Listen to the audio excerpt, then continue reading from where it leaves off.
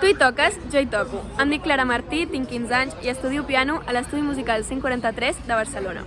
M'agrada molt tocar el piano perquè té una gran varietat de repertori.